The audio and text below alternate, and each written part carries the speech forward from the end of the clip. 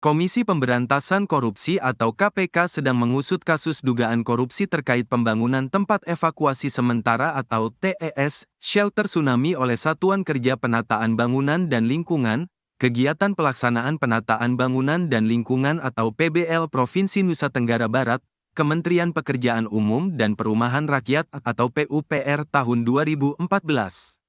Berdasarkan pengecekan lapangan, bangunan yang dikorupsi itu sudah rusak. Bahkan ada yang roboh.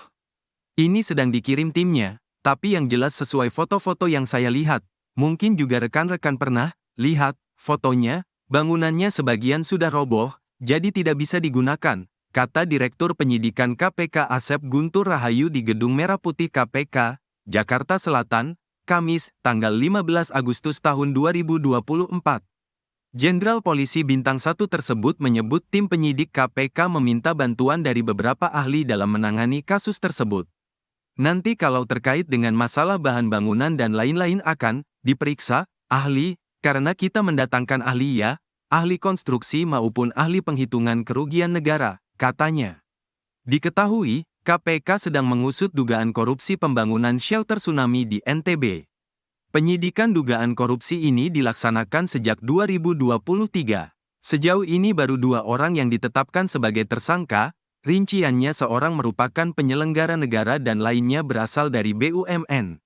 Berdasarkan informasi, 2 tersangka itu yakni, Apria Leli Nirmala selaku pejabat pembuat komitmen atau PPK dan Agus Herianto selaku Project Manager atau PM atau Kepala Proyek PT Waskita Karya, Persero, TBK.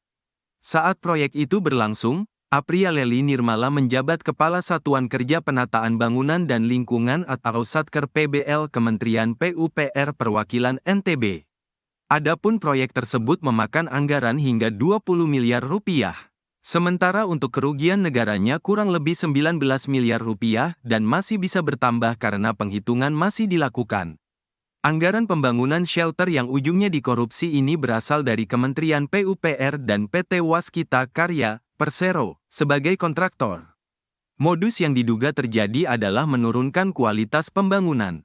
Dalam pengusutan kasus ini, penyidik KPK telah memeriksa sejumlah saksi. Lembaga anti korupsi juga sedang mendalami dugaan keterlibatan satu perusahaan pelat merah bidang konstruksi itu dalam sengkarut dugaan rasuah ini. Selain itu, penyidik KPK bersama Badan Pengawasan Keuangan dan Pembangunan atau BPKP telah melakukan pengecekan shelter tsunami di NTB. Pengecekan secara langsung itu terkait upaya perhitungan kerugian negara atas kasus dugaan korupsi tersebut. Download Tribun X sekarang, menghadirkan lokal menjadi Indonesia.